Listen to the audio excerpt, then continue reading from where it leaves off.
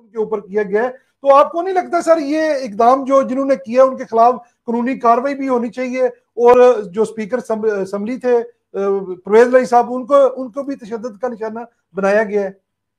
उस्मान भाई, इसमें हकायक कुछ इस तरह के हैं कि इमरान नियाजी और गुजरात के नूरी नत ने अपने स्टाइल में गुंडागर्दी करने की कोशिश की।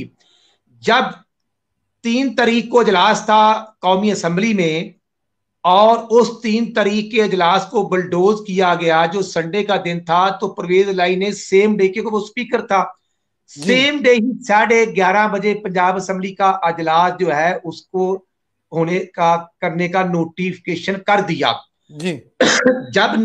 जब न्याजी और नूरी नत गुजराती ने देखा कि वो हार गए हैं, तो उन्होंने 3 तारीख को वोटिंग ना होने दी और अजलास 6 अप्रैल तक पोस्टपोन कर दिया। और जब 6 अप्रैल को अजलास था, तो फिर उन्होंने एक दिन पहले डिप्टी स्पीकर के खिलाफ कोई जहर घुलना शुरू किया। और जब अजलास 6 को कंडक्ट होना था, जब सुप्रीम कोर्ट में केस था, तो यहाँ के एडवोकेट जनरल ने अहमद अवैध साहब ने वहां पर कमिटमेंट दी थी कि हाँ 6 तारीख को इजलास होगा। डिप्टी स्पीकर साहब ने कोर्ट की ऑनर करते हुए वो इजलास 6 तारीख को ही बुला लिया। लेकिन नूरी नत परवेज लाही ने 5 की रात को ही असेंबली हॉल को सील कर दिया और ऊपर खारदार तारे लगवा दी, और गुजरात और मंडी बहावुद्दीन के जो थे मस्टंडा ग्रुप उनको बुला लिया। और फिर 6 को हमने साथ ही एक फ्लैटी होटल है वहां पर अपने एमपीएस को बुलाया, और 200 के करीब एमपीएस थी वहां, मरियम बीबी थे वहां पर, हमजा शहबाज थे। और उसके बाद फिर हम कोर्ट में गए, और क्योंकि इमरान नियाजी बड़ा फनकार है, इन्होंने अपने ही डिप्टी स्पीकर के खिलाफ अदम एतमाद की तहरीक जमा करा दी ताकि इलेक्शन ना हो। और ये एक ड्रामा था। फिर हम कोर्ट में गए, कोर्ट ने डायरेक्शन जारी की कि 16 तारीख को, फिर 6 से 16 डेट हो गई, और 16 को ही हमने कहा कि ये अर्ली होना चाहिए, लेकिन कोर्ट ने डायरेक्शन दे दी। और जो डायरेक्शन दी उसके खिलाफ फिर पीटीआई और काफली कोर्ट में गए, रिव्यू में गए, डबल बेंच में गए, लेकिन वो जो सिंगल बेंच का फैसला था वही फाइनल रहा। और ऑनरेबल कोर्ट ने फैसला दिया, हाई कोर्ट ने, कि डिप्टी स्पीकर जो है उनके अख्तियारात बहाल किए जाते हैं, वही कंडक्ट करवाएंगे, और किसी मेंबर को वोट डालने से रोका नहीं जा सकता। और ये जो अजलास है ये 16 को ही होगा। और फिर आपने आज देखा कि अभी स्पीकर साहब ने तिलावत और नात पढ़ाई थी, तो फौरी तौर पर परवेज लाही की क़यादत में गुजरात के गुंडों ने डिप्टी स्पीकर पर हमला कर दिया, लोटे मारे, उनके बाल खींचे गए, उनको टांगों से मारा गया, उनको घुसुन्ने मारे गए, और उनकी कुर्सी पर कब्जा करके उनको जबरदस्ती उठा लिया। उस्मान भाई, मैं खुद 10 साल असेंबली का मेंबर रहा हूं, मैं चीफ विप था लास्ट नोर में, मैं शबाशी साहब के साथ कैबिनेट मेंबर था। आज तक पाकिस्तान में हिस्ट्री में कभी ऐसे नहीं हुआ। हम गवर्नमेंट में थे, हम अपोजिशन को राइट देते थे, अपोजिशन की बात सुनते थे, और यहां पर ऑनरेबल हाई कोर्ट की डायरेक्शन थी कि chief secretary Punjab, IG Punjab, secretary assembly और डिस्ट्रिक्ट इंतजामिया जो है वो फेयरली इसको कंडक्ट करवाए और फैसिलिटेट करे डिप्टी स्पीकर साहब को। लेकिन वहां पर जो हुआ कि वहां गैलरीज में जो मस्टंडे लाए गए, फिर जो असेंबली हॉल का हाल है वहां पर उन गुंडों को घुसाया गया।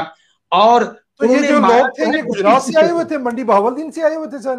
बहावुद्दीन और गुजरात से आए हुए थे। तो सर इसमें कितनी सदाकत है? जो ताउल तारड़ साहब ने ये बात की है कि परवेज लाई साहब ने एक इजलास में ये भी कहा था कि अगर 1-2 बंदे भी मारने पड़ते हैं तो मार दें, ये इसमें कोई सदाकत नजर आती है आपको सर? मैं समझता हूं कि हम आईनी शाहद तो नहीं है, लेकिन जो तार ने बात की, बिल्कुल उन्होंने अपनी मीटिंग में कहा था कि तशद्दुद करें, और कुछ एमपीएस को तशद्दुद करके बेशक उनके सर फोड़ दें। तशद्दुद जब किया जाता है तो फिर बाद में अगला काम तो बाद में होता है कि किसको कितना जख्म लगता है, अल्लाह ताला सबको महफूज रखे। लेकिन मेरी समझ में नहीं आ रहा कि गुजरात के गुंडों ने जो हमला किया डिप्टी स्पीकर पर और हमारे एमपीएस पर, हमारे एमपीएस तो पुरअमन बैठे रहे, क्योंकि हमारी लीडरशिप मियां नवाज साहब, शबाशी साहब और पार्टी की तरफ से डायरेक्शन थी मरियम बीबी हमजा शहबाज की तरफ से, हमने कोई हाथ नहीं उठाना। और ये बात अता साहब ने भी की थी कि हम तो बिल्कुल किसी की तरफ आंख भी नहीं करेंगे, देखेंगे भी नहीं। लेकिन ये सब कुछ परवेज लाई करवाते रहे और फिर उनको वेल डन कहते रहे। सारी इंटरनेशनल कैमरा भी दिखा रहा है। और ये देखें कि ड्रामेगीर, इंटरनेशनल ड्रामेगीर है कि भाई जब परवेज लाई जख्मी होता है तो वो फुटेज क्यों नहीं दिखाते? भाई आप तो स्पीकर थे, आपके पास कानून भी था, सेक्रेटरी असेंबली भी आपका जाता। तो जब परवेज लाई साहब को कोई लोग मार रहे थे तो वो कहां उसकी फुटेज है? पूरा मीडिया वहां पर मौजूद था। और ये जो बाजू टूटने की, ये कैसा बाजू टूटा है कि वो तो मुस्लिम लीग नून के ऊपर इल्जाम लगा रहे हैं, बाजू के ऊपर आ गया है। और वो मैं समझता हूँ शोबाज, वो इकबाल चौधरी, इनका मीडिया चारे, ये दोनों बाप बेटे जाकर अपने दफ्तर में जख्मी होते हैं, वहां पटियां करते हैं। इनका सोशल मीडिया ये ऑनर करता है, जिसको हम फुली तौर पर मुस्तरद करते हैं। आप परवेज लाई साहब, आपके और इमरान नियाजी के ये ड्रामे नहीं चल सकते। हाँ, अगर इनको किसी ने मारा है तो नहीं मारना चाहिए था। मैं पॉलिटिकल वर्कर हूं, मैं बिल्कुल साहब की इज्जत के हक में हूं। लेकिन वो इल्जाम तो मुस्लिम लीग नून के ऊपर लगा रहे हैं। वो तो ये कह रहे हैं कि नवाज शरीफ साहब, शहबाज शरीफ साहब, हमजा साहब के कहने पर ये लाहौर के जो लोग थे वो अंदर आए, उन्होंने मेरे ऊपर तशद्दुद किया। इसमें कोई शक नहीं है। एक छोटी सी वीडियो क्लिप तो सामने आया है, लेकिन कोई क्लियरली कोई ऐसी फोटो नहीं आई जिसपे परवेज लाई साहब को इतना तशद्दुद कर रहे हो, जिसमें वो जख्मी नजर आते हो। उस्मान साहब, मैं खुद लाहौर में था, कोई लाहौर से नहीं आए कारकुन। हमें तो डायरेक्शन थी किसी कारकुन ने नहीं आना। और अगर कारकुन आते तो एमएसएफ के कारकुन आ सकते थे, यूथ विंग के कारकुन आ सकते थे, मियां नवाज शरीफ के प्यारे आ सकते थे, हमजा शबासी से जान निसार करने वाले आ सकते थे, हजारों की तादाद में आ सकते थे, लाखों की तादाद में आ सकते थे, लेकिन नहीं आए। और अगर आते तो फिर ये परवेज लाई के गुंडे जो है वो हमारे एमपी पर तशद्दुद ना करते। वो डिप्टी स्पीकर, जो कि स्पीकर के इख्तियारात जो कोर्ट ने डायरेक्शन दी थी, अब डिप्टी स्पीकर कोर्ट को फॉलो कर रहे हैं, कोर्ट की डायरेक्शन पर अमल कर रहे हैं। और नूरी कहते हैं मैं नहीं मानूंगा। ये है असल इन लोगों का जो चेहरा है, जो तजाद है, जो हम कभी सुना करते थे कि परवेज लाई साहब या चौधरी बरादरान बड़े वफादार हैं और बड़ा वो रख रखाव वाले हैं। तो रख रखाव तो हो गया ना जब ये हमारे पास आए और हमारी तरफ से चीफ मिनिस्टर के कैंडिडेट बने और दवाए खैर मांगी और शुक्रिया अदा करने के बाद फिर ये 27 को इमरान नियाजी की गोद में बैठ गए। भाई परवेज लाई साहब, आप तो उसके इत्तेहादी थे, तो आप हमारे पास क्या लेने आए थे? आपने हमें क्यों बुलाया? आप तो उनके स्पीकर थे, तो आपको क्यों आपने उनको वर्गलाया? क्यों आपने उनको ब्लैकमेल किया? आप चीफ मिनिस्टर थे। परवेज लाई, ये मकाफाते अमल है, ये अल्लाह तबारक व तआला रब्बिल आलमीन की रहमत से जो मुनाफिक होते हैं वो दुनिया पर भी बिल्कुल एक्सपोज होते हैं।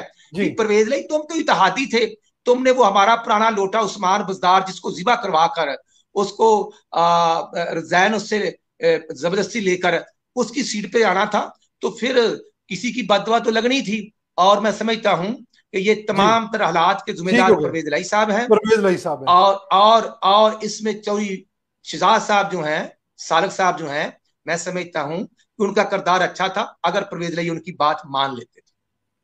बिल्कुल ऐसी है। जो राना साहब, ये जरा थोड़ा सा बताइएगा, लेकिन पूरी दुनिया के अंदर पाकिस्तान का इस वक्त पूरा तमाशा बन चुका है, वो चाहे इमरान खान साहब की वजह से बने, चाहे वो किसी और की वजह से बने। पहले इमरान खान साहब ने अदम इत्मीनान की रात जो तमाशा